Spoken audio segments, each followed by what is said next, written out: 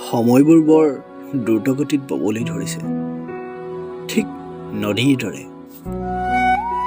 মোৰ মনটো পিছে কম নহয়, ই সময়তকৈ দ্ৰুত। মাথো তোমালৈ বব ধৰিছে।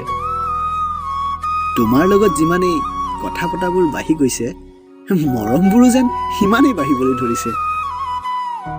ভাল লগাবোৰ কিবা যেন ভাল পোৱালৈ পৰিণত হৈছে। হঠাৎ কেনেকৈ তুমি ইমান মোৰ আপোন হৈ গলা গমেই নাপালো।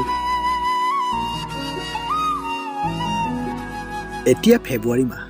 সকলোৱে কয় এই মাহটো বোলে কেৱল প্ৰেমিক প্ৰেমিকাৰ বাবে। না মই তোমাৰ প্ৰেমিক, না তুমি মোৰ প্ৰেমিকা, মাথো তুমি মোৰ প্ৰেয়সী।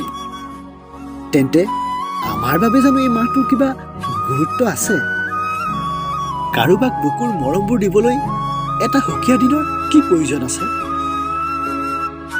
তথাপিও যেন মনটোৱে কিবা মানি ল'ব নোখোজে। অজস্ৰ ভাৱনাই বাৰে বাৰে বুকুত খুন্দিয়াই থাকে। পোৱা নোপোৱাৰ ভাৱনাত বিলীন হ'ব ধৰিছো লাহে লাহে। মোৰ মনটোৱে সদায় যেন তোমাক কাষতে বিচাৰে। কিন্তু তুমি জানো সদায় এনেকৈ থাকিবা? তুমিতো মোৰ নহয়। প্ৰাপ্তিয়ে জানো কেৱল ভাল পোৱাৰ অৰ্থ বহন কৰে? কেতিয়াবা এনেকৈয়ে ভাল লাগে, ভাল পোৱাবোৰক সদায় ভাল পোৱা হৈ থাকিবলৈ দি।